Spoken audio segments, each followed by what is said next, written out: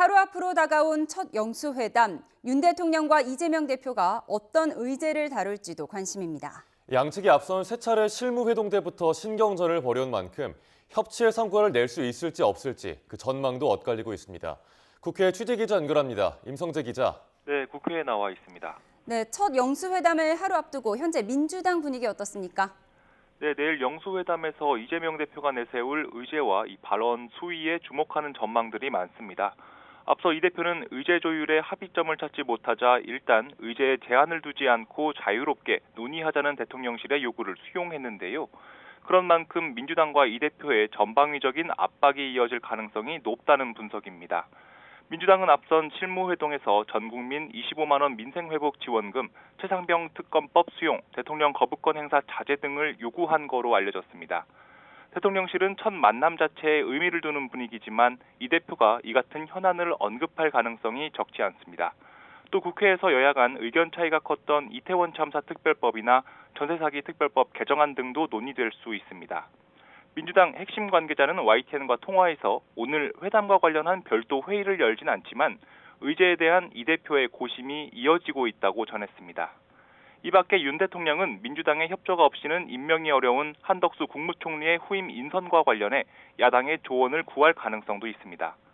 회담 결과가 향후 전국의 방향을 보여주는 분기점이 될 전망이어서 어떤 대화가 오갈지 관심이 쏠리고 있습니다. 네, 이번엔 여야 원내 상황 알아보겠습니다. 내일 여야 원내대표가 다음 달 의사 일정에 대한 협의에 나선다고요? 네, 국민의힘 윤재욱 원내대표와 더불어민주당 홍익표 원내대표가 내일 김진표 국회의장 주재로 만납니다. 5월 임시회와 관련해 본회의 개최 시점 등 의사 일정을 협의하기 위해서입니다. 민주당은 다음 달 2일 본회의를 열고 우선 최상병 특검법을 처리하겠다는 입장입니다. 이에 반해 여당은 쟁점 법안 처리는 22대 국회에서 처리하자며 민생 법안이 아니면 5월 국회를 열지 않겠다는 입장을 유지하고 있는데요. 하지만 민주당이 이미 5월 국회 소집 요구서를 제출했고 다음 달 2일과 28일 본회의 개의를 추진 중인 상황입니다. 21대 국회 임기가 한 달 남짓 남은 상황이지만 쟁점 법안에 대한 양측의 입장 차이가 커서 이 협의 과정은 순탄치 않을 거로 보입니다. 네, 특히 국민의힘은 내일 당선인 총회도 열죠. 비대위원장의 윤곽이 드러날지 궁금합니다.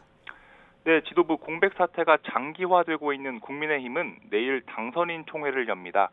총선 패배 이후 벌써 세 번째 총회입니다. 핵심은 전당대회 전까지 당을 이끌어 나갈 비상대책위원장의 윤곽이 드러날지입니다. 앞서 당대표 권한대행을 맡은 윤재옥 원내대표는 자신이 직접 위원장직을 맡진 않는 대신 비대위원장을 선임하기로 했는데요. 이 물밑 접촉 중인 당 중진들이 잇따라 고사하며 구인난을 겪고 있는 것으로 알려졌습니다.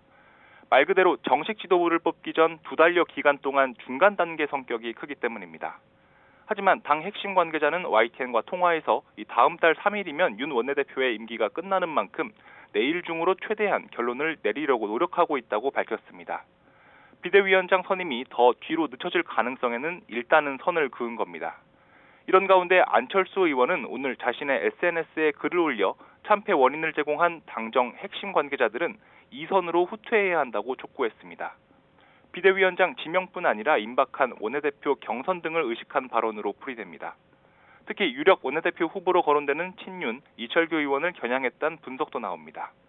안 의원은 건설적인 당정 관계를 구축할 원내대표와 당대표를 선출해야 한다고 강조했습니다. 지금까지 국회에서 전해드렸습니다.